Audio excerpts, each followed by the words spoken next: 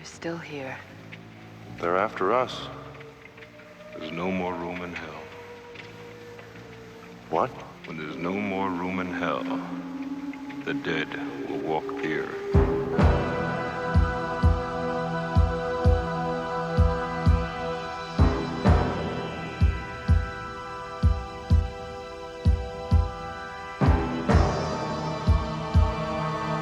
When you make a film like this, some people are going to think, gee, this guy's doing something interesting over here.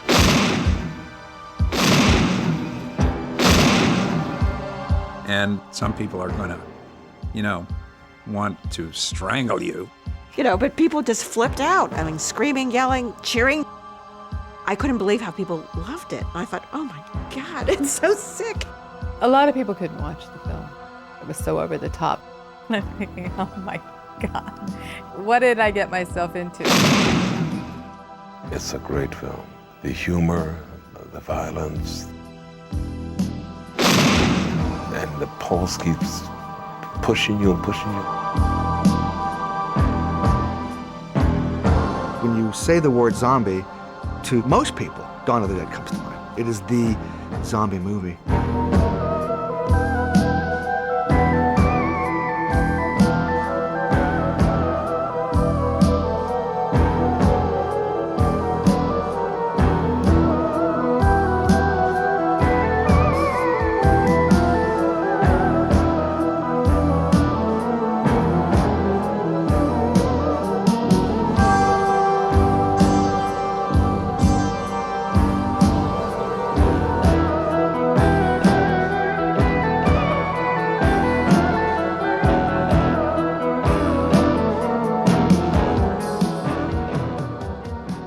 I was always attracted to the horror genre.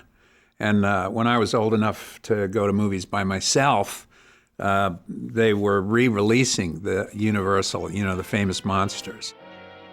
The original Frankenstein, the original Dracula. As a kid, I got to see those films big screen, and they're beautiful, they're just gorgeous. And then came the sort of early 50s sci-fi things, big bugs and Day the Earth Stood Still, and the original version of The Thing. So those were the films that really influenced me when I was at that really early sort of formative stage. But in addition to that, The Tales of Hoffman, a film by the Archers, Powell and Pressburger. That's the movie that made me want to make movies, I think. Because the effects were obvious. You could see how he did it. You could say, well, gee, I might be able to do something like that. I always thought, well, that's, it's a pipe dream. It's nothing that can ever happen. I came to Pittsburgh to go to Carnegie Mellon to study painting and design. Then I just got antsy and left school without graduating and went down and would hang out at one of these film labs. Cities like Pittsburgh had film labs because the news was on film. My first job, I guess, was bicycling these newsreels around to the TV stations in town. And I would hang out with these journeyman guys smoking cigarettes and gluing together newsreels. I learned all the basics from them. And then some friends of mine and myself got together and started a little company to do commercials on film. The Calgon story. What happens when a Calgon research team and their submarine are reduced to micro size and sent on a dangerous mission deep inside a washing machine? We were pretty successful for a few years, and we wound up accumulating lights, cameras, equipment, and always we would talk about, why don't we try to make a movie? I had a little short story that I had written about zombies, and it was basically a ripoff from Richard Matheson's I Am Legend. So I took the first part of that short story and started to write the screenplay for Night of the Living Dead.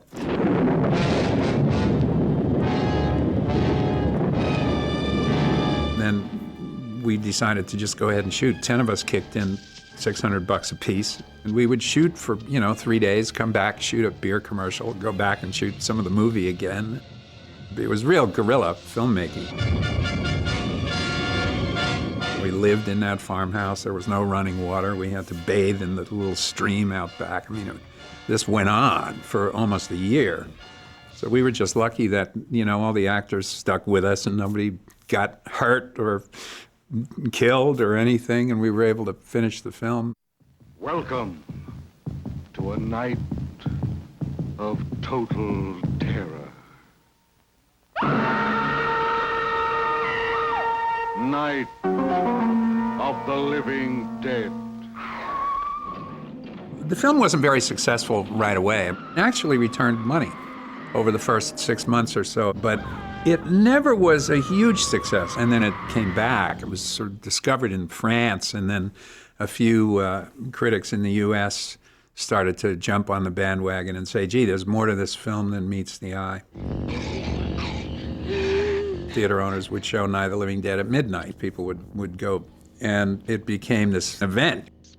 We started to get phone calls from Hollywood saying, can you make another one of those, or you want to come and make a horror movie for us? And I was just resisting completely. I didn't want to get typecast. So we managed to scrounge together a few bucks to shoot There's Always Vanilla, and a few bucks to shoot the Season of the Witch, and then The Crazies. But none of those films got seen by anybody. They weren't getting good distribution. And at that point, I dropped pretty much off the radar because, having taken these several more shots at the wheel and nothing turned out. And you know how Hollywood is. If you don't hear about somebody in the last week, well, they must have died or something. I met Richard Rubinstein, and Richard was able to go and raise the money to shoot Martin.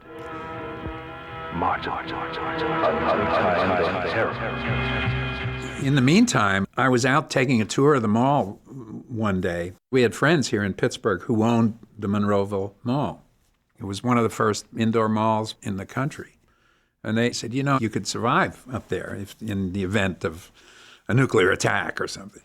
So I said, well, gee, what about a zombie attack? That gave me the idea. I said, this is a perfect way to do another film, have people trying to escape the living dead, and they wind up in this shopping mall, this consumer paradise. Why do they come here? Some kind of instinct, memory, what they used to do. This was an important place in their lives. I actually started to write the screenplay, and simultaneous to that, Dario Argento called up from Italy and said that he would be interested if I was interested in doing another zombie film. Io ero a New York perché usciva il mio film Suspiria, e in quell'occasione un amico comune mi fece incontrare George Romero e Rubinstein, il suo produttore, anche amico, carissimo. E così ci incontrammo, lui vede il mio film, io vidi gli ultimi lavori che aveva fatto, che era Martin, che ancora non era uscito, e così lui mi disse, lui e Rubinstein mi dissero che avevano un progetto di fare il seguito della Notte dei Morti Viventi. So Dario said, you come. I said, I'll write it. He said, no, you come, you write here. Invitammo George a venire a Roma, e che forse un'atmosfera diversa, la sceneggiatura sarebbe nata meglio. We get flown to Rome to live in an apartment in the most beautiful part of the city. And George would have to write for 2 days, and then some translator would pick up the stuff every couple days and translate it. And then Dario Argento would come over and take us out to dinner and discuss it. It was wonderful. He was a wild artist, flamboyant and wild. And he didn't speak much English then. And the two of them, they would just smile at each other and body language, It was so funny. Dario and I never talked ideas. He was very respectful that way. Ma lui io mi fidavo moltissimo. Lui me l'ha scritto in una dedica. Io penso che in un momento in cui aveva fatto un film di cui forse era poco soddisfatto, così io invece gli portai un entusiasmo genuino, un amore, un affetto, una certezza nei suoi mezzi. He said, you make the film you want to make. I finished the script in this little apartment. It took me about 3.5 weeks to finish it. My wife, Chris, was saying to me the whole time, you're nuts. George This is too big. This is too big. Do you think you're MGM or something? I mean, this is huge. We can never make this, But he said, oh, yeah, we can, don't worry. George, I have learned, always writes his vision and then says, I'll figure a way. And he always does what he wants, and somehow he pulls it off. I think that we felt that we could do it for under $1 million. Richard Rubenstein, he always used to say, I'll tell you what the parameters of the box are. But once you're in there, you can do whatever you want. He was great that way. We didn't know about proper way of filmmaking at that point. So, okay, let's call up and see who can do what. Who are you going to call? You call your friends, I got a telegram from George, and it said, hey, we've got another gig. Start thinking of ways to kill people. Wow, what's this? So, of course, I called him immediately. And then I think I got the script for Dawn of the Dead. I followed his instructions to the letter. Start thinking of ways to kill people. We had a casting session in New York where my wife, Chris, and a lot of other friends of ours who were actors used to work. I was working in a restaurant called Lady Astor's, where David Emge also worked. I was cooking in this restaurant, and I would get to work around 4:30 every afternoon. George came in with Chris, his wife. And he mentioned that he was in New York casting for a movie he was about to do. She asked me if I wanted to audition for Dawn of the Dead. And I said, well, certainly. I could run. I went through it once, and then I went to a callback. I could run right tonight. And he just put his hand on my shoulder. He said, okay, you got it. It was that simple. And I said, can I audition? And he said, sure, why not? And I did. Hello, HQ. This is Police Doc. Operator dead. Post abandoned. After the audition, I was told that I had the role, which was exciting. Wake up, sucker. We're thieves and we're bad guys. That's exactly what we are. Dwayne Jones, who starred in Night of the Living Dead, was a friend of mine. I said, Dwayne, I'm going to do Dawn of the Dead, the sequel, the next one. He said, really? He said, yeah, say hello to George for me. I said, okay. Sorry you found out I'm pregnant, because I don't want to be treated any differently than you treat each other. I went into this audition, and I got the part, which was the good news. The bad news was I didn't know how to act. I never worked professionally before in my life. Everybody said, oh, this is really great, but I was terrified. We drew heavily upon the people we had always worked with, of course.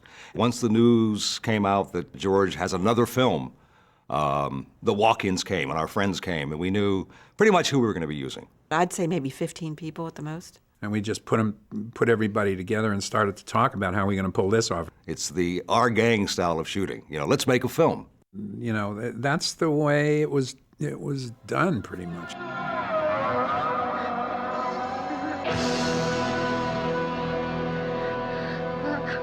It was the very first day of shooting. It was the first feature I had ever done, and I'm nervous. As production manager, I was just responsible for getting everything together to be where it needed to be at the time it needed to be there. I was very young, too dumb to realize how much was on my shoulders. And George turns to me and he says, "We're gonna make a movie." Who the hell is that camera to, a blind man? Roll the rescue station! Dead are returning to life. I'm not so you believe the dead are returning to life and attacking the living. I'm not so sure what to believe, Doctor. All we get is what you people tell us. And it's hard enough to believe. It's fact. It's hard enough to believe without you coming in here and... You're not running a talk show here, Mr. Berman. You can forget pitching an audience the moral bullshit they want to hear. In the first 5 minutes, and it's a powerful scene. George told me and David that he needed our scene to be really energetic and all this kind of stuff because it's the lead into the rest of the movie. David Early and I, who was my scene partner, he was the interviewer, had been in some plays together, so we were used to working together. And I said, look, we got this this role together. Why don't we get together and run some lines so when we get there, we're ready. It was at WPGH Studios, Channel 53 in the North Hills. I said, well, George, we rehearsed a little bit. And he says, really? People aren't willing to accept your solutions, Doctor, and I, for one, don't blame them. Every dead body that is not exterminated becomes one of them. It gets up and kills. The people it kills get up and kill. I think he bought the first take. Then later, he gave me this hug, and George is big. I mean, he can pick me up off the floor, but it's like giving me that big bear hug. I mean, that's George. I was thinking, yeah, this film acting is really easy. There's a scene in the project. It was such an exciting event. There were so many things happening. I mean, guns, shooting, explosions, squibs, dead people coming to life. Everybody was into it, and everyone was excited about it.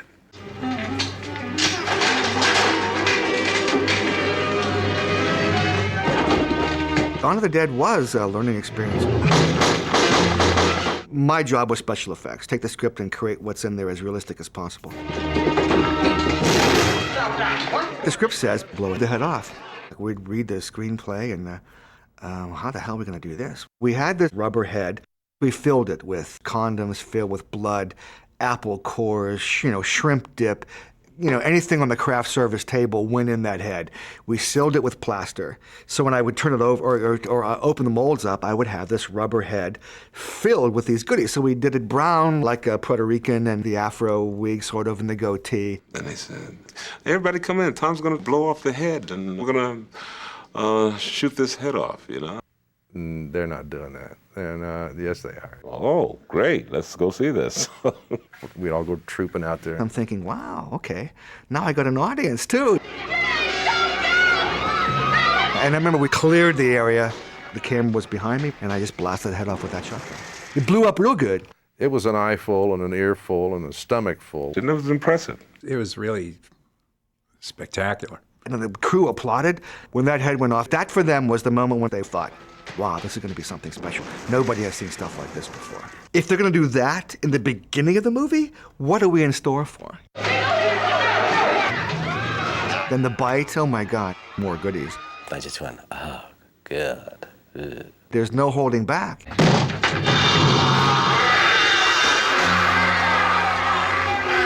And then we're called downstairs to shoot the scene in the basement, and all the zombies are there, and they're eating each other.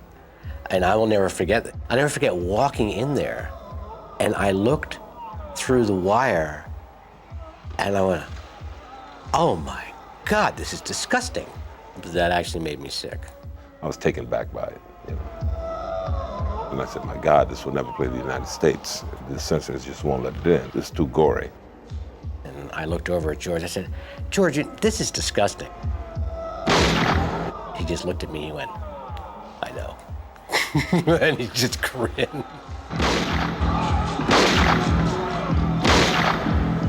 I knew that we were pushing the envelope with the gore a little bit. I didn't want to shy away from that. And I also had this feeling that it's a real sucker punch. We needed that kind of sucker punch, just to say that this is real horror, guys. Meet me on the roof at 9 o'clock. Getting out. I don't believe We're it. gonna What? get out in the chopper. Stephen, we can't. We've got... It's 9 p.m. all right. Stephen, we can't. We've got to... We've got to nothing, Fran. We've got to survive. Somebody's got to survive. Now, you be upstairs at 9 o'clock and don't make me come looking for you. Go ahead. We'll be off the air by midnight anyway. The emergency networks are taking over. Our responsibility is finished. I love the story, and I think people watch the film and they think, well, what would I do in that situation? I think what really speaks to people is the relationship between the four characters. Roger always felt that he was able to succeed no matter what the odds, no matter what the obstacles are, and that's what he prided himself on, which was also his tragic flaw. I read the script and I said, I can't wait to do this. I mean, you're the cowboy, you're the hero. I think it's every kid's dream to put on two holsters, a rifle, a bandolero around the chest, and I couldn't wait. Loved it, loved it, loved it.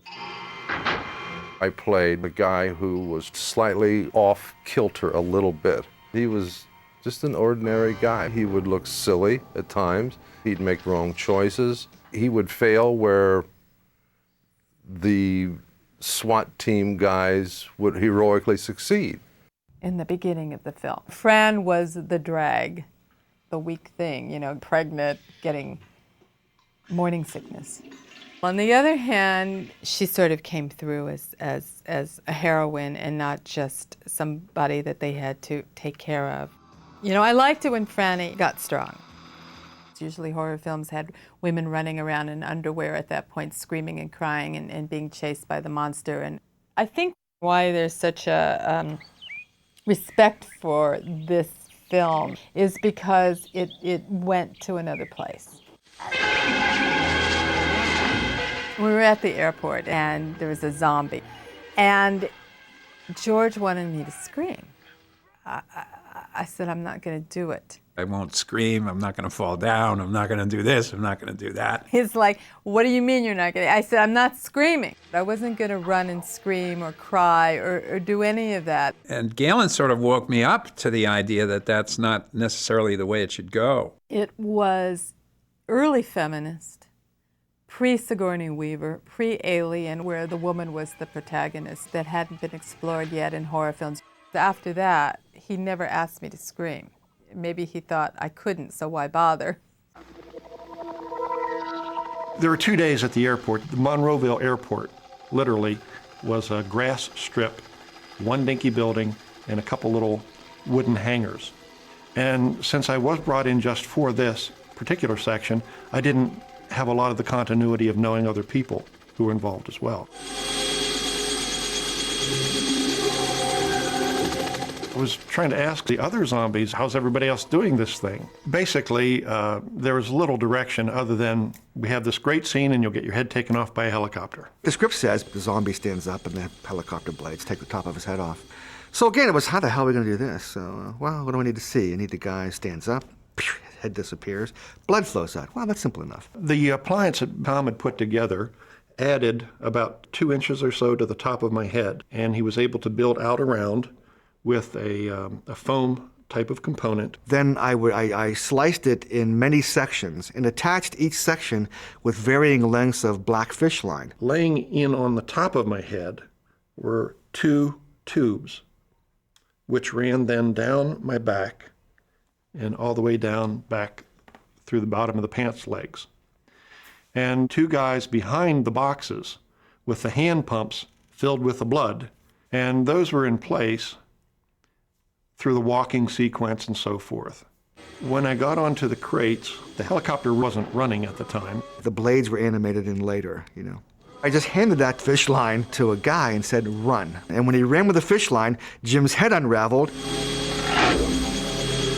And then we just pumped blood in through tubing up Jim's legs to the headpiece, spraying out of the head. That was it. That was a take. When I shot the kids at the airport, Tom Savini's nieces and nephews, I think, I didn't enjoy that. No, didn't enjoy that. Shooting the kids. Thought that was a little crazy. Jesus, it's everywhere.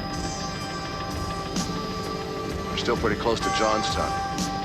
Those rednecks are probably enjoying the whole thing. I knew that that armory was there and the National Guard was there. And it was my job to go and try and get it. And I just went and knocked on the door and spoke to, you know, Lieutenant Colonel whoever. Everyone in Pittsburgh, including all the National Guard and the people at the armory, they knew who George was, and they let it happen. I guess probably the National Guard that were due to work that weekend came out with their tanks and their guns and all their stuff.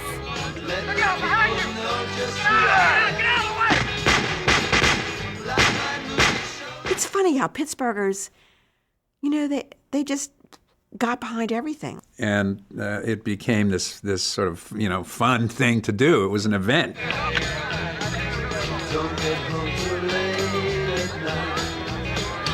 People really viewed it as kind of a picnic.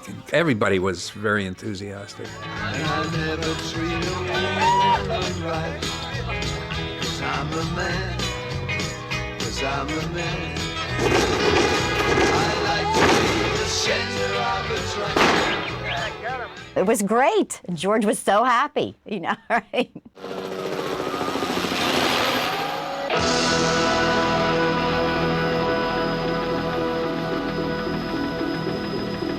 What the hell is it?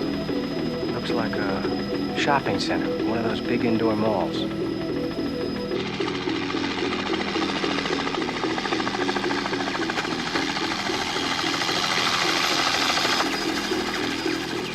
Once we started in the mall, it became a whole other kind of filming. We were up at, breakfast was at 4 o'clock in the afternoon. Then we'd all gather down in the lobby of the Bigelow Hotel, and we'd all get in the car and drive out to the mall. We were supposed to arrive at the mall about 7 o'clock, and it'd be full of people, mishmash of things going on. I would make up the appliance zombies or think about what effects were going to happen that night. We'd all be planning or trying to rally meetings with people about, okay, what we're going to do tonight. We needed everybody to put in 120%. I typically would arrive very early along with Tom Dubinsky and start loading magazines and looking at gear, cleaning lenses. And they'd start rolling camera, I think, like 10 o'clock. Then you'd work all night. And continue shooting until morning. It's a little difficult, to adjust to in the beginning. We were just so immersed in doing the project that it was, you lost time. We were just doing it. That's all it was. And there was no other life. I don't remember not working. I've been sleeping. Some of us had to work all day to get ready for the night. The elixir of choice, by the way, was coffee. Watch your boom, Stu. We always had styrofoam cups of coffee. We used to jokingly say George never ate, never used the restroom, only drank coffee. And that's real Jack Daniels, which we enjoyed because it was cold as crap in Pittsburgh at that point. Inside, we were like shaking like this. It was so cold. I'll never forget it. It was like freezing cold. It was the dead of winter. We had one night that it snowed. It was getting a little late. When's lunch coming in? It's not coming in. So what do you mean it's not coming in? We're snowed in. They can't get here. I said, what? We typically wanted to wrap out by about 8:30 at the latest because the mall reopened. So we shot some incredible hours in terms of working around the business schedule of the mall. And it seemed like it went on forever. Working 7 days a week, 24 hours a day. And really, for not much money. I mean, no one made anything. But everybody was up. No one was ever down in the dumps or depressed. Everyone always maintained a high spirit. We all got along, and it was all a big adventure. I try to make it as much fun as I can for people. We're not doing surgery. You might as well have as much fun as you can. And I love to work collaboratively with people. I mean, if you have 20 people in a room, you want to hear their ideas. He listens to everybody, craft services. I remember George showing the Federal Express man the budget of a motion picture. And he was very free to share the responsibilities of creation. George would come onto a set, he would say, man, we're going to be shooting in this direction, and we've got a group of zombies coming this way, and he'd walk away. I would start designing a shot. Then George would come back and say, how's it look, man? George was great to work with. Gives you a lot of freedom as an actor. I was supposed to run down the escalator, and I just said, George, well, what if I slide down there? And he went, what? I said, yeah, I'll just kind of slide down the center of it. And he said, okay. He was always flexible, to try something else. What I soon realized was that I was being directed in this horror film by this incredibly kind man who would let me do pretty much anything that I wanted to try, and you never wanted to feel like you were letting him down. George was able to get whatever he wanted out of the crew without asking for it. Do you want to do something for someone who treats you so well and respects you and your ideas, It makes you a part of it because you want so much to be a part of it. Who cares if 12, 13, 16 hours have gone by? What can we do next? Okay, and action. The mall itself was like this huge playground. If they wanted to get into a store or something, some guy would show up with 1,000 keys and open up J.C. Penney's. We really had no adult supervision. You kids have a good time and turn out the lights. It is an unreal feeling to walk into a mall and to own it and inhabit it. You're walking around the mall, in and out of stores. Nothing was closed off. Obviously, there had to be insurance, and we had to be careful, and we weren't allowed to, rob the bank or wipe J.C. Penney's up. And then, don't forget, the atmosphere was Halloween every night. We're doing stunts, we're making people up, having a blast in this playground. It was just a dream existence, I couldn't sleep. Life was so boring compared to being on the set of Dawn of the Dead. I got a call from Ms. Zilla Clinton one afternoon saying, we have a continuity error, and we need somebody to come out and just do a bit gag. Would you do it? I said, okay, fine, I'll do it. Scotty's running from one end of the store to the other. Problem is, coming towards us, he has a sweater on, wrapped around his waist. Going away, in the confusion and the chaos of just getting it done, the sweater was not on. So somehow he had to lose the sweater so the cut would work. And the cut works because I'm standing there, and then I grab him, wrestle him to the ground, and in the process, I rip it off. Tom had a retractable screwdriver, which he promised me wouldn't go into my brain. And it had a tube. And as it went in, he pumped the little ball and flooded my ear with blood. I still can't hear you. The effect came off great, and it's probably the thing I'm still most known for, no matter what I do in my career. Being a screwdriver zombie is what everybody remembers.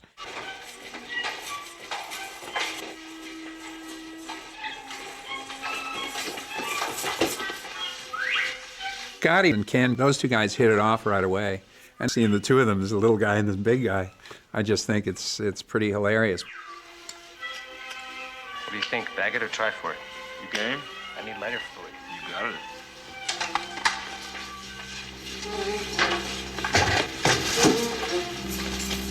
it. They really are a team. Scott was a little bit of a pain. No, I'm kidding. No, we had a good time. And the sort of humor that we have that sort of naturally developed. We used to drive to the set together in the morning. Kenny tended to be just always like a little bit late, right? And I'm like waiting in the garage, and it's freezing cold in the parking garage of the hotel, and I'm heating up my car. And Kenny sort of saunters over, he's taking his time, and he pops in, he says, okay, let's go. I'm going, okay, gee, I'm glad you're here. And all of a sudden, we turn on the radio, and they have the song "Short People." So short people, they don't deserve. I looked at him and said, "That's you. That's that song. That's you." What the hell time is it anyway? Not quite 9. Nothing? As long as we're getting a pattern, that must mean they're sending a signal. We actors, we would eat together, talk together, go over our lines together. It all sort of worked in our personal lives the way it was working in the script. Everybody suddenly went into character. Ken became the strong, silent, I can handle this. Scott became the Joker. David, he wanted to be like them. And I was the drag. I would have made you all coffee and breakfast, but I don't have my pots and pans. The guys would go and do stuff, and they wouldn't include me. I want to know what's going on. We're going out, and you're not coming with us. That was the dynamic behind the scenes as well as in front of the camera. 376, take 6 down, 1477. I don't like conflict. I shy away from conflict in life. And certainly on the set, I really don't like it. I do tend to write about characters in conflict, sometimes pretty extreme conflict. And, it's playing cowboys and Indians is what it is. It really goes back to those kid games. Well, I'll be the good guy, you be the bad guy. And that's what it's about.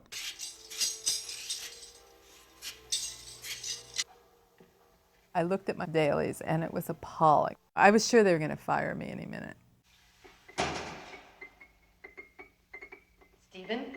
I didn't have a clue what acting on camera was, and I'm trying to figure out, what am I going to do? So I was going to an acting coach whose name is Mira Rostova, and Mira was this fabulous old-school Russian acting teacher from Moscow Theater School. Little tiny bird-like woman, and what she had was a scene class.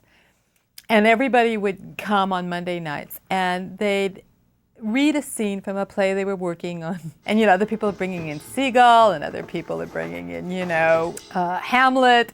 So I thought, okay, I'm bringing in Dawn of the Dead. She goes, okay, what do you got, Gaylen? I can't believe I did this. And I said, well, this is the thing, and I'm in the shopping mall, and I'm being chased by this Hare Krishna zombie. And she goes, what is a zombie? And I said, well, it's a dead person who walks around and tries to eat flesh. It eats human beings. And she's doing this incredibly seriously, as if it was, just another classic that she had to deal with. You must do surprise here. You must do terror. Then I started bringing her scenes from Dawn of the Dead privately. And she would sit there in her living room and go, oh, okay, now what is the zombie doing today to you, Gaylen? He comes in, he grabs your leg. What do you do now? Another zombie. And it worked. So I had a little help by the time I got back to the shopping mall. Dawn was the most fun, probably any project I've ever done. The role was terrific. It was a terrific role because the character has a real arc in the story. Roger! Come on, man! Get your head together! We got a lot of work to do! He really believes that he can beat this. We got this, man. We got this by the ass.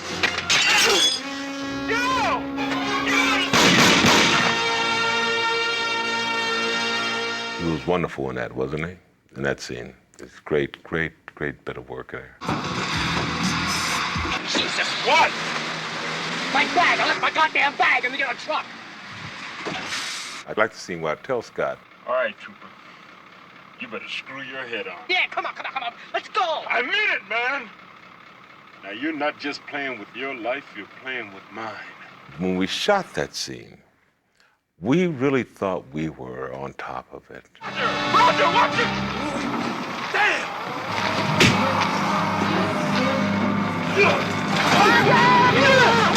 The emotions were going. We felt good about it. We were committed to it. That's it, man.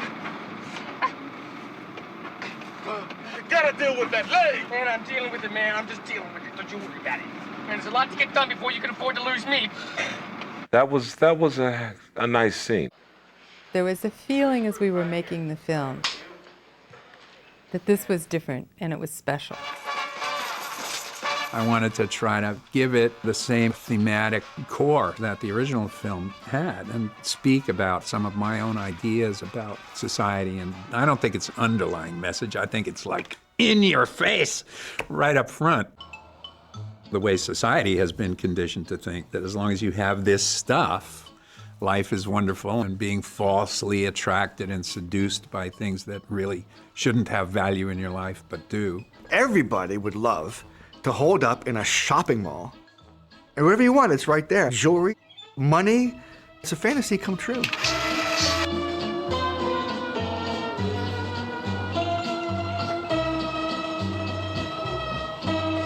Whole satire of the consumerism. I just thought that was so interesting how, George was tuned into that. And George had the beat on that in the late 70s when shopping malls weren't as popular as they are today.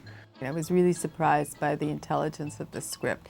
It's a reflection of who we are, and it's funny. Dawn of the Dead, in my mind, is much more comedic than it is scary. I don't think it's a scary movie. It's a comic book. It's a romp.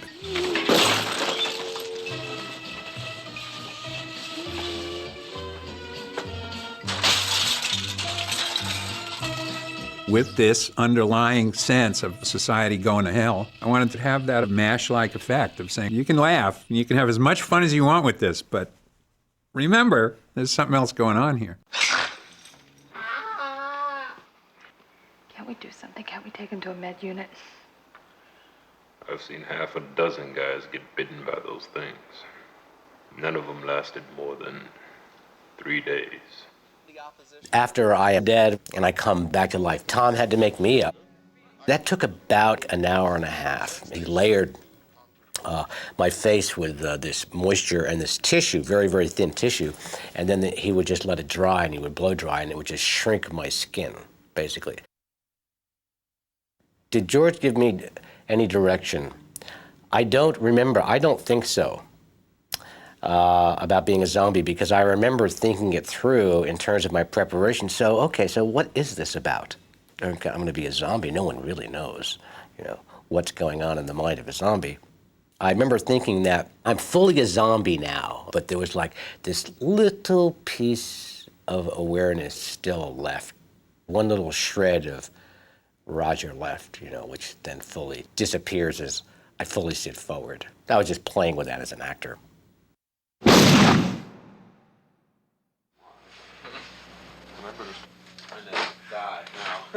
We never had problem recruiting zombies. Everybody that we asked would say, sure, I'll come out and be a zombie. I mean, seriously, everybody I think I ever knew in my whole life came out to be a zombie. I mean, it was come out to the mall, there'll be some food and coffee wagon and just watch people watch these crazy guys shoot a movie. It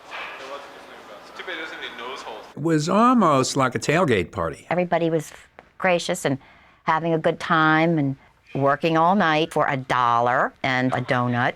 And as time went on, recruiting zombies got easier and easier because people started to hear about it. A lot of it was word of mouth and people just wanting to be a zombie in a George movie. And then it's not just that they want to be zombies, they want to be juicy zombies. They want to die in a bloody way or something,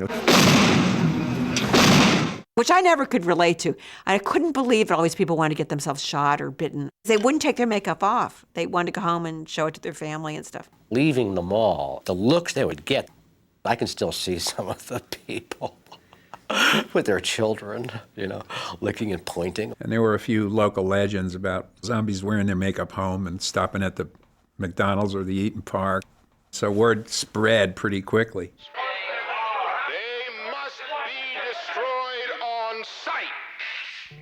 Tom had to make a decision about what color are these zombies going to be. Night of the Living Dead was a black and white movie, but this is a color film. My solution to the zombies was everybody just should be gray, which was not a good idea. Sometimes it photographed green, sometimes it photographed blue, so I don't think anybody was ever really just gray. But that was a solution. Mainly it was me just slapping gray pancake makeup on. And on big zombie days, we brought all our friends in to slap this gray makeup on them. I'd be slapping on scars and gaping wounds, or false teeth or something. Generic stuff that we just threw on people, and luckily it fit. And later on, my friend Tasso came in and helped me do makeup.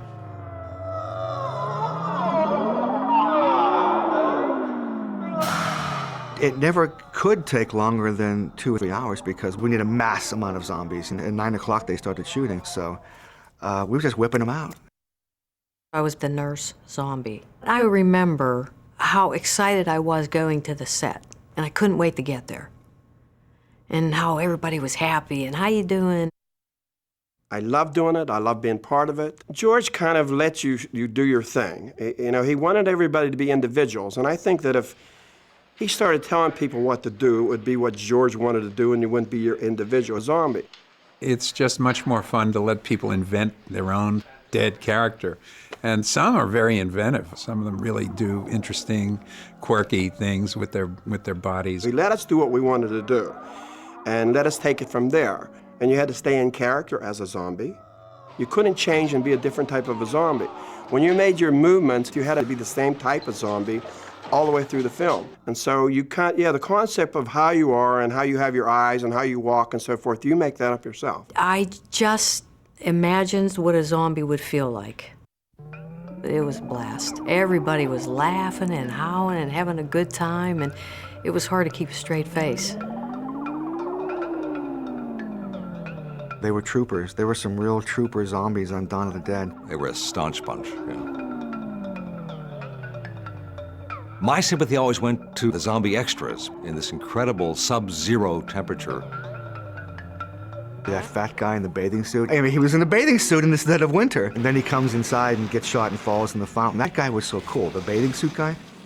George would get connected to certain zombies. For instance, the nun in the shopping mall. The nun's habit is trapped in the door. She can't get out. And I'm about to shoot her. George came over and he goes, don't kill her. You gotta let her go. And I said, what do you mean? He goes, you can't shoot a nun.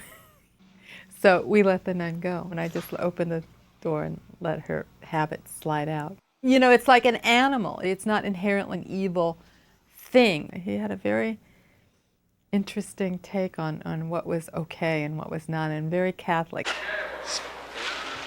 We had worked with Mike for years. When you have a long-term relationship with somebody, you don't have to sit and ponderously and talk about style or about intention or anything else. We could talk in shorthand about things. He was like talking to a brother. I was very much in tune with the director and his script. There was a kind of joy, personal joy I had in understanding his vision and his style. And he worked like a fiend on this. I mean, to make the number of setups that he made. Sometimes he was on a dolly, and then there are some handheld scenes. He was just able to take that old BL and sling it on his shoulder and walk around. But it wasn't Steadicam, it was Mike's muscle power. We designed a very loose lighting style, so we wouldn't be bogged down with those big moves, which are typically lighting. If you had to, spend 2 hours lighting every setup, it would have been absolutely impossible. And we stayed very, very portable, shooting quick and dirty, so to speak. Okay, Mike. Okay, just watch as you're going up. Just watch that. That stuff is all completely secure. I mean, Mike's just this tireless guy. Just a terrific, diligent shooter. I mean, his stuff looks wonderful. We shot a lot of coverage. I used to call it the cover your ass style of directing, which is just get a lot of shots and don't move the camera a lot. If you cover a lot of different angles, you can basically cut that together any way you want. You can cut dialogue, put it somewhere else, move things around, change the speed of action. You leave yourself a million options if you shoot that way. I always enjoy editing, my favorite part of the whole process. You can sit there with your coffee or your glass of scotch and think about it for the first time and without having to make quick decisions, Guy is just a phenomenal editor. I would sit and watch him physically work, and then he worked on this little movie scope. Worked on this little 2.5-inch square thing. He'd run the film through there, and he would just cut all of these shots and hang them all over the room. And then he would go through and just pull them like this and use a scissors to cut in tighter than you could normally do it between frames, and then put tape over it. And it would be a perfectly cut sequence with overlap, with action that matched.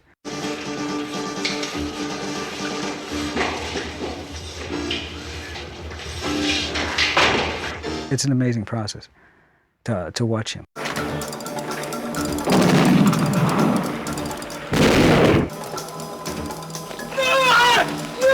Well, we couldn't have made this movie without Tom Savini. I mean, he's so energetic and he's so inventive. And he's just got a terrific sense and glee whenever he's got an effect ready and brings the stuff out on the set. We all sit there waiting like kids waiting for Christmas to see it happen. And if they don't work, he's got something in his hip pocket to try it again in a simpler way. And he'll never leave you without something. He's invaluable that way. He was a real showman, and he could lift the spirits of a set just by his very presence. Savini was a very talented guy that was crazy and thought he could do anything. We were pumping out 300 or 400 zombies, and I was doing stunts on the film. I was never officially a stuntman, but I was a gymnast, high school. And there were some stunts coming up, so I said, I could do that stuff. I used to carry a sleeping bag around with me at the mall, because 7 o'clock at night till 7 in the morning, if you're not doing something, it's nice to catch some Z's, Invariably somebody would wake me up. Tom, it's time to do a stunt. Tom, we need some more zombies over here. So that's what made it Halloween, though, because, I'm doing all these things. Wow. They must get in through the roof. Son of a bitch. What do you think? Go hit him now or tonight? Tonight.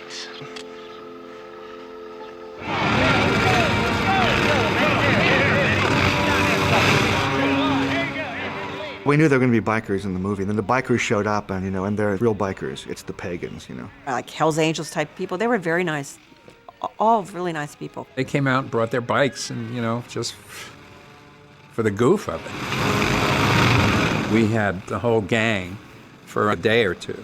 We also needed people who were able to deliver lines. And Tom Savini said, well, what about us? We're macho actors, stunt guys, you know, on Dawn of the Dead. We gotta, you know, be part of this group. Casa was Sledge. With the sledgehammer, that was his character. He was Sledge and I'm Blades. They were just great. I mean, you know, they were just, again, energetic, and they added a lot of flavor and color and actually created these couple of little characters that people remember. Holy shit.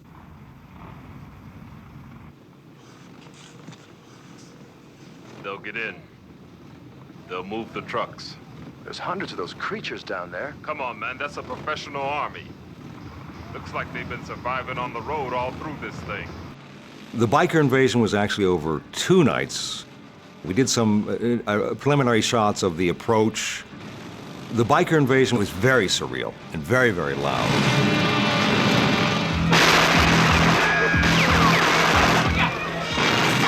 One of the ways that they got in was blowing out a big glass window, okay? And everybody came down to see the effect. Gary Feller was Mr. Special Effects guy. Gary's whole idea was bigger, better. They put too much explosive power behind that bomb. I think the entire glass side of the mall went up in a huge explosion. And then we did the big flood entry of all the bikes and bikers. And they were great. The leader was really cute. And I rode on the back of his motorcycle in a shot. You just see a flash of my back. That was fun. For these guys to ride their bikes through a shopping mall must have been a charge.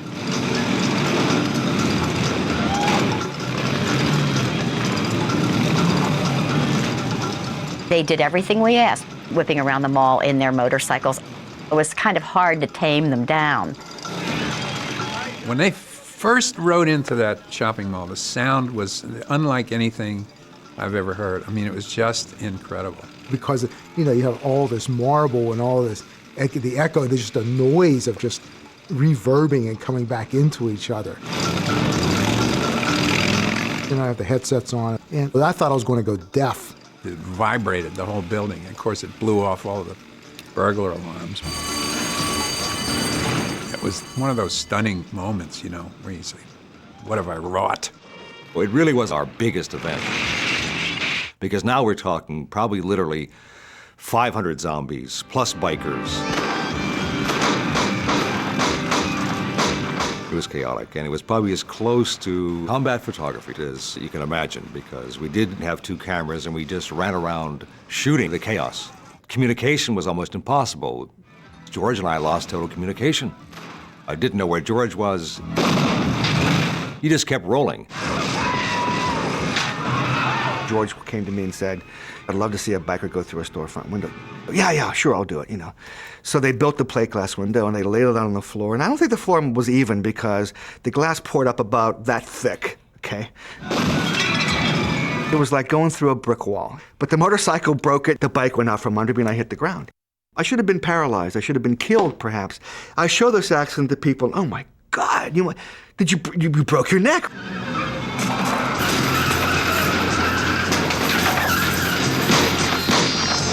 There's a scene where we used a Volkswagen Scirocco to travel through the mall at high speeds. We paid nothing for the Scirocco. I mean, I remember being on my knees at a car dealer begging for the car. We put some sizable dents in that thing. I think actually Tom and maybe Tassos DeMarcus did a couple of falls across the hood of the Scirocco. And then we wrecked it.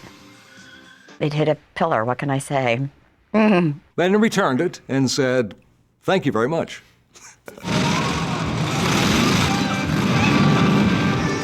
At that point, I said, this is so nuts.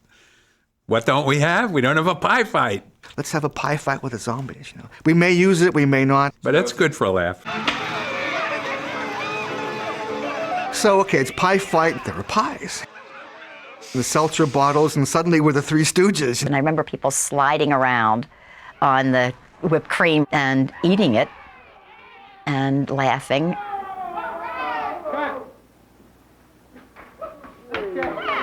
And I think that it's a giggle. I thought it was horrible. Well, I just thought it was over the top, ridiculous. But you know what? Obviously, I was wrong because people love all that stuff. You know, so I'm glad he doesn't listen to me. You know.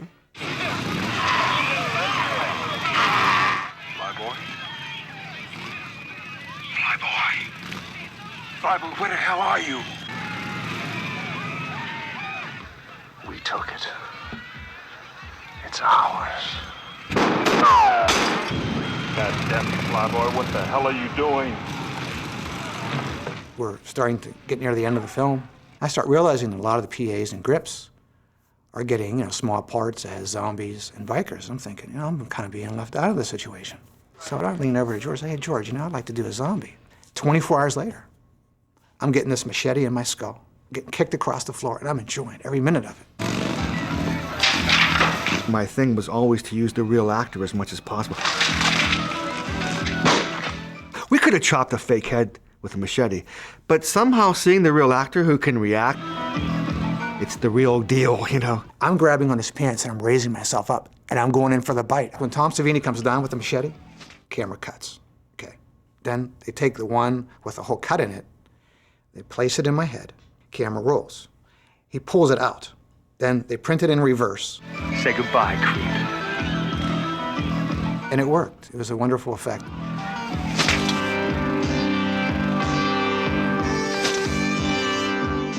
Every time I see it, I go, like that.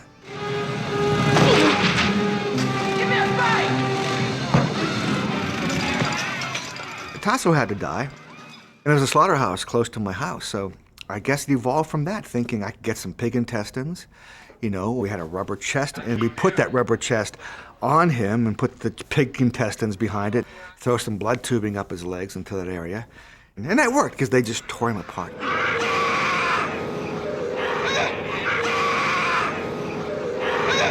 Those intestines coming out, they are some clean intestines, and that's because Tasso just washed them, rinsed them, and scoured them under hot water, squeezing them and getting all the goo off them, because they were going to go against his skin. When they come out, they are pristine. It used to astound me that zombies would argue over who got to eat, something I wouldn't want to come within 10 feet of. People would fight to be the one, I'll eat that, I'll do it, I will, let me.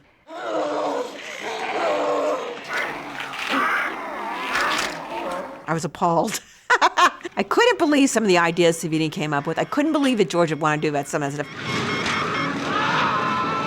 I think Tom and George like to check things out on me. If Chris is really grossed out, then this is good.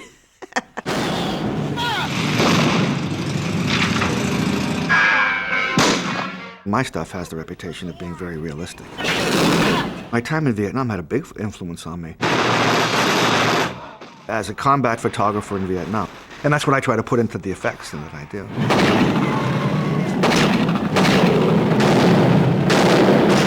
If I don't get the same feeling that I got when I saw the real stuff, then the fake stuff isn't real enough for me.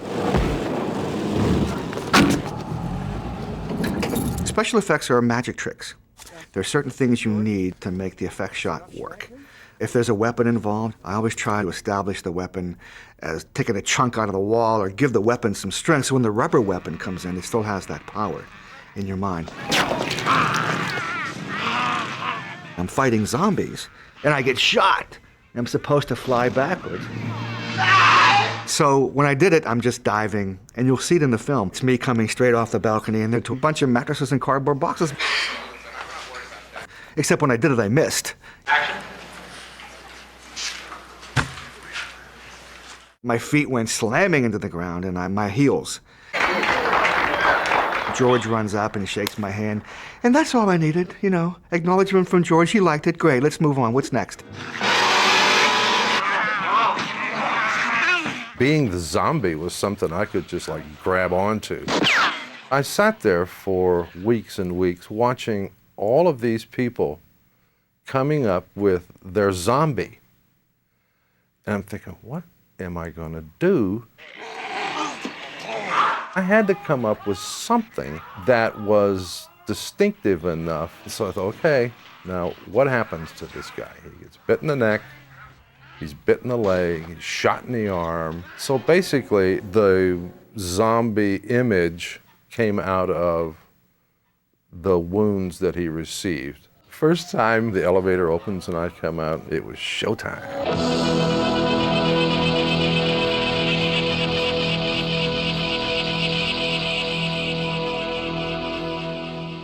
You know, and I think George liked it a lot. I remember him going, "Wow, King Zombie, man, that's great." His zombie walk is yet to be equaled. I don't know how he did that with his foot. I mean, I really pushed that way over.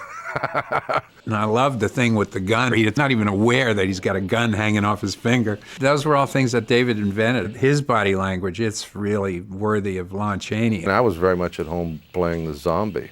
I mean, I just had a hoot playing a zombie. I really did.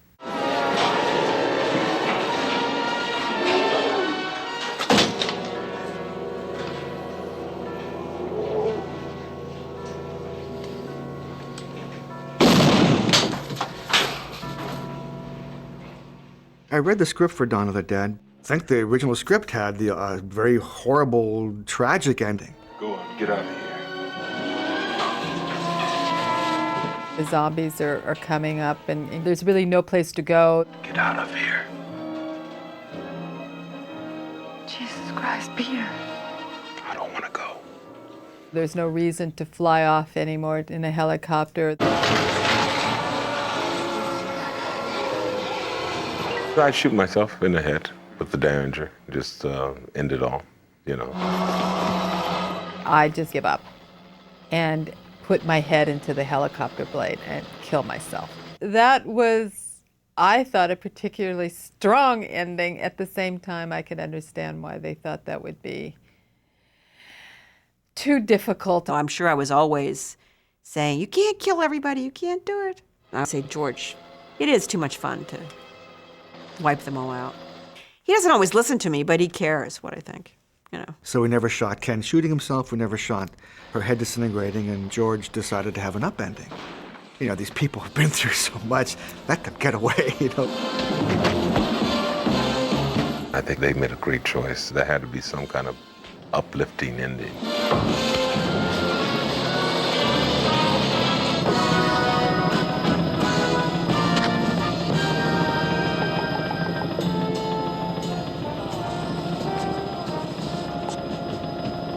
How much fuel do we have? Not much. All right. I love that swell, the strings when they fly away in the end. You know, I mean, how can you live without that, man?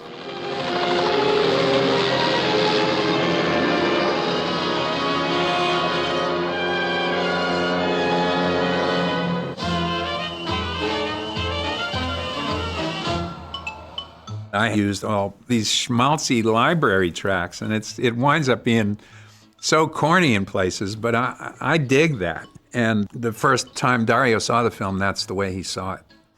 And so we made an arrangement that, you know, well, I could do the edit for English language countries, and he could tweak it or cut it for non-English language countries.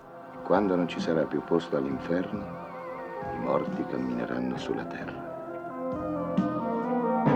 Prima fu realizzata una copia non più lunga, molto più lunga, che poi non è quella che si vede adesso, e mi fu mandato praticamente questa copia di lavorazione. Poi dopo, in seguito, è stata riportata a dimensioni più giuste. Quando noi ci portammo qui in Italia il film, diciamo tutto in negativo, girato per fare il montaggio, noi ne abbiamo fatto una versione un po' diversa, soprattutto l'abbiamo accorciato perché era molto lungo il film che aveva montato George.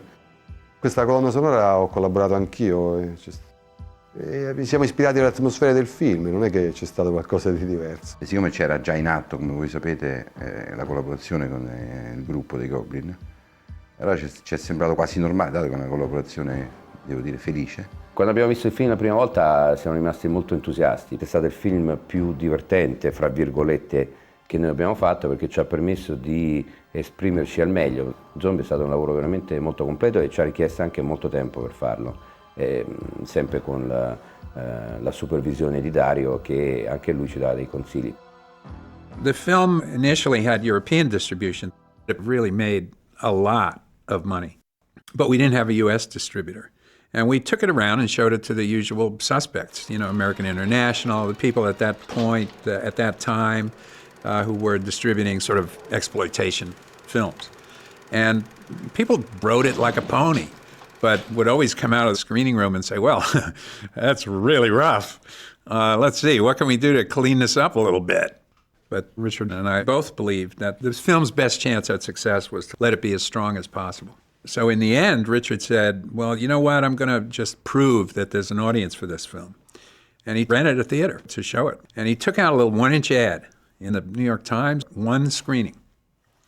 And we showed up there that night, and the mob was all the way up the street. We showed the film, and it blew the roof off. People went crazy. I mean, people were screaming and yelling. And it was incredible. It was the best audience experience, I think, that I'd ever had. Salah Hassanin, who ran United Film Distribution, came to the theater that night, saw that reaction, and in front of the theater, in the midst of that mob, I think, made a deal with Richard. In 1968, George Romero brought us Night of the Living Dead. It became the classic horror film of its time. Now, George Romero brings us the most intensely shocking motion picture experience for all times. Dawn of the Dead.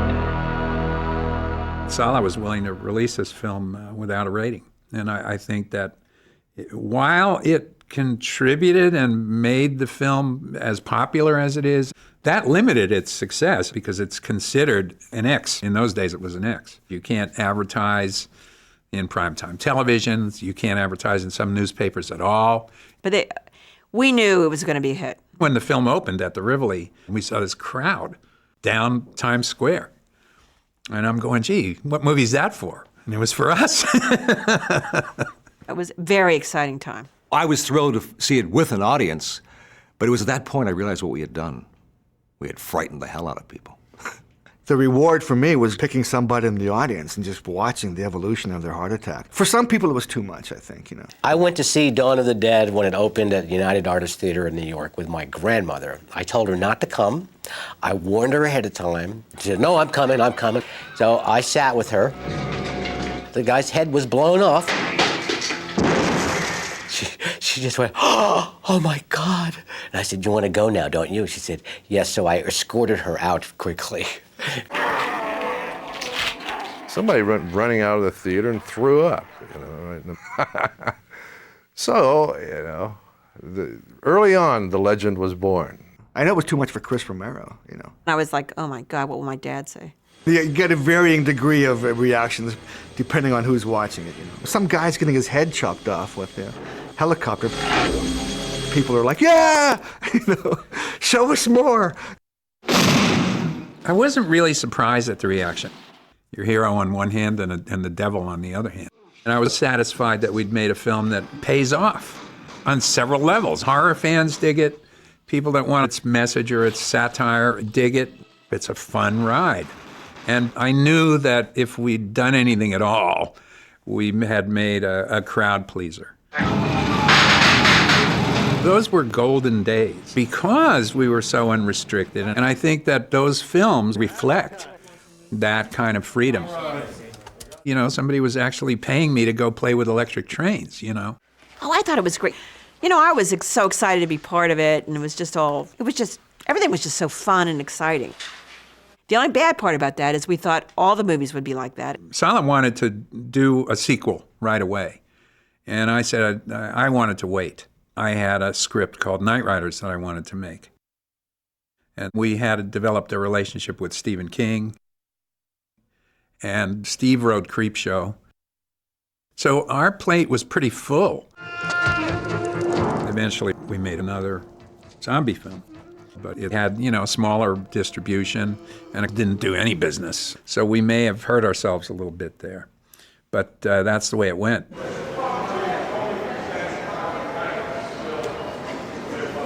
The fandom behind Dawn of the Dead, it's amazing. I mean, people come from all around the world to visit the shopping mall. I made a special trip from Charlotte, North Carolina, just to get to this mall. Came all the way from Germany, and this is really #1. Dawn of the Dead. So coming here today for the Dawn of the Dead Mall is a special treat, especially with George being here. Looks different, but keep looking out for zombies. That blows me away. And whenever I go to festivals or conventions, the number of fans and the loyalty that they have to this film is really gratifying. There is an industry out there of fans who just love this film and have followed it. I'm just shocked at how many people are out there worldwide who really love this film. They remember this film as like some sort of seminal thing in their lives. People will tell you in complete honesty that it's changed them. This guy came up to me and he started to talk to me about how the movie changed his life. You changed my life. And you're responsible for the person that I am today. I said, are you kidding? I've seen the movie 40 times. I've seen this movie 125 times. I've seen the film 365 times. How often do you look at it? Every Friday night. Every Friday night. I looked at his wife and I said, that's why you don't have any kids. This one guy came up to me and he says, you know, I've driven 14 hours to meet you. I've been waiting to meet the nurse zombie for years. You're my favorite zombie. When I die, I want the movie in my casket. He rolled up his sleeves, and I kid you not, he had tattoos like all over him. And he pulled up his shirt, showed on his chest, of every character from George's movies. You know, it blows you away. I mean, I think it's nice for George. I mean, I think it's really nice that he has those fans. Dawn of the Dead did a lot for me. I mean, I got Friday the 13th, the first Friday the 13th, because of Dawn of the Dead. And it began the splatter craze. I worked from movie to movie. I worked for a long time, and Dawn had a lot to do with that. You know, a lot of the jobs that I have, with the Michael Manns and the Marty Scorsese's, all come out of the fact that they respect George. It's been so easy for so many of us who came to Hollywood from Pittsburgh. We've all done quite well, and that's thanks to George. He really mentored, and he may not even have realized he was doing it.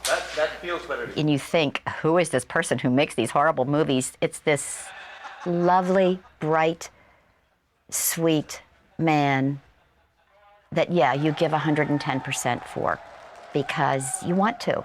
He's one of the best people I've ever known. As I look back, I'm happy I made the choices that I made, and I'm very comfortable with sort of my body of work, if you want to call it that. I think I'm still considered by Hollywood mainstream as being a maverick. What's that guy going to do if we give him money? Cut. Freeze. Cut. As long as I can keep doing it, I'm happy as hell. You know, that's really all I've ever wanted to do. Yeah, let's go again. But there's no doubt in my mind that there's a market for a fourth film. And particularly these days, this seems to be sort of the year of the zombie or something. I mean, there are all these zombie films coming out, or have been out, or that are coming out, including a remake of Dawn, which I didn't have anything to do with. The fourth film, as I have it written, is basically about ignoring the problem. It's sort of like trying to live with terrorism, you know. And I think it does sort of reflect sort of what's going on today, you know. It's a little bold and a little more expensive. I might have to shoot a couple of versions. So if it all works out, fine. There are some hardcore, true zombie fans out there who are just waiting for the next Romero zombie movie, you know. And all these other ones are just warming them up, okay?